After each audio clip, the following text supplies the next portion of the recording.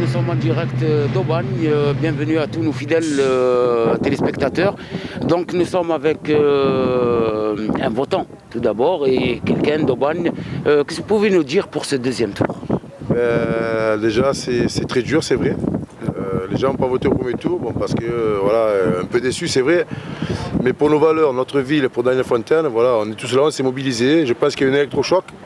Et je pense que les gens feront la bonne décision pour gagner notre ville, notre gratuité, aider les jeunes surtout, et les personnes âgées de ne pas les laisser de côté, parce que voilà, si M. Fontaine ne passe pas au pouvoir, quand passe au pouvoir, les personnes âgées, ça veut dire qu'on laisse de côté. La gratuité des bus c'est fini, contrairement à ce qu'ils ont dit eux, les opposants. Donc voilà, nous on avait un programme, eux ils n'ont aucun programme, donc ils ne certifient aucun truc pour la population d'Aubagne. Donc voilà, on est là, nous tous on se bat pour Daniel Fontaine.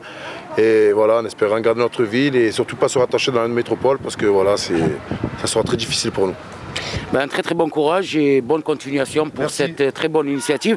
Donc voilà, justement Daniel Fontaine qui est le maire sortant que nos amis d'Aubagne veulent garder ici même pour cette ville d'Aubagne.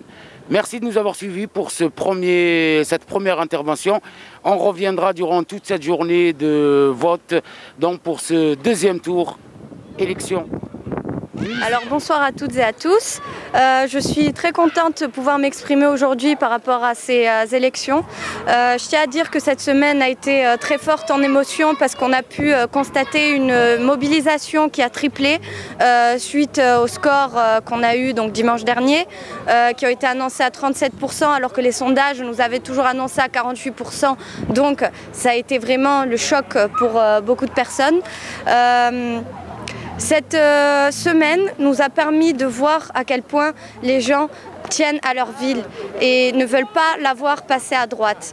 Ce qui fait qu'aujourd'hui, nous croisons fort les doigts, et nous espérons et nous y croyons surtout que M. Daniel Fontaine passera au second tour car il le mérite, Aubagne le mérite et nous les militants, les Aubagnais qui nous sommes battus pour cette éventuelle victoire, le méritons aussi. Donc voilà.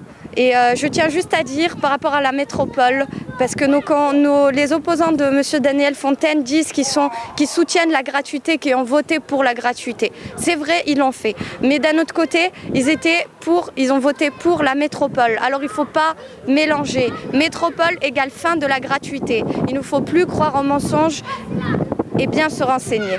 Merci beaucoup et très bonne journée à toutes et à tous. Merci. Bonjour, je suis Florian Jogeski et je représente la liste de Daniel Fontaine sur cette élection au deuxième tour. Donc nous on a été étonnés, un petit peu choqués des résultats comparés aux résultats que nous attendions, c'est-à-dire une mobilisation pleine et entière pour ce second tour.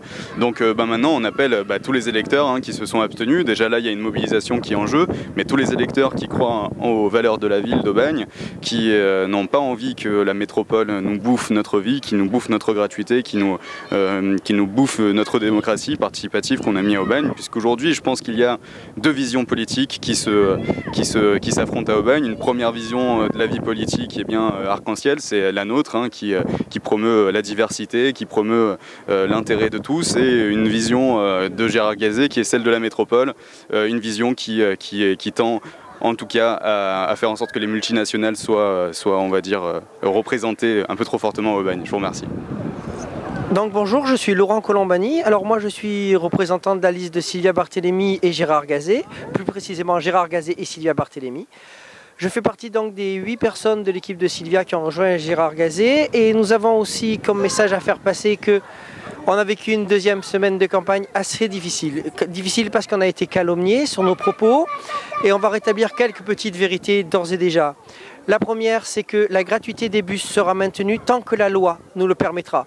J'ai entendu mes collègues dire que s'il y avait métropole, il n'y aurait plus gratuité des bus, ce qui est probablement vrai. Ce qui est vrai aussi, c'est que la loi a été votée par les représentants de l'Assemblée nationale, en majorité de gauche, et aussi les députés du Parti communiste français et du Front de gauche. En ce qui concerne le député Bernard de Flessel, il a voté contre la métropole. Autre chose à dire, on peut être fier des premiers résultats qui ont été effectués, où nous sortons avec 42% devant le maire sortant. nous avons la possibilité de pouvoir enfin apporter un souffle nouveau à cette ville. Un souffle qui sera de la démocratie participative vraiment. On pourra rencontrer les gens dans les CIQ. On va respecter encore une fois les accords qui étaient les nôtres. On va laisser encore une fois, je voulais vous le dire parce que c'était important, la cantine et la cuisine centrale. Nous allons maintenir la majorité des avantages. Nous ne baisserons pas les cotisations et nous ne baisserons pas les subventions aux associations. N'ayez pas peur, faites-nous confiance. Nous sommes à l'écoute des Aubagniers. Voilà, bonjour, je me présente Mézoir Jamel. Je suis un habitant du Charel, Aubagne, ça fait des années que j'habite ici et voilà, je soutiens la campagne de Bourse-Fontaine. Et c'est la première campagne que je fais ici et pour moi c'est un régal. Voilà, je pense qu'on a besoin de Bourse-Fontaine, on a besoin de ce monsieur et donc j'espère que tout le monde va voter pour lui et qu'est-ce que je pourrais vous rajouter en plus, gardons Aubagne, soutenez Monsieur Fontaine et voilà. Et Inch'Allah que ce soir il gagne. Et voilà. Vive Aubagne, vive Monsieur Fontaine et vive tous les étrangers. Merci. Voilà, donc toujours dans le cadre des élections, nous sommes sur la ville d'Aubagne, dont nous avons été tout à l'heure de 14h jusqu'à 15h, nous sommes de retour.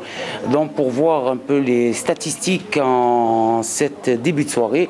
Madame, bonjour. Bonjour. Alors, comment ça s'est passé tout d'abord cette journée du deuxième tour? Écoutez, moi je trouve qu'elle s'est bien passée cette journée. On a vu du monde arriver.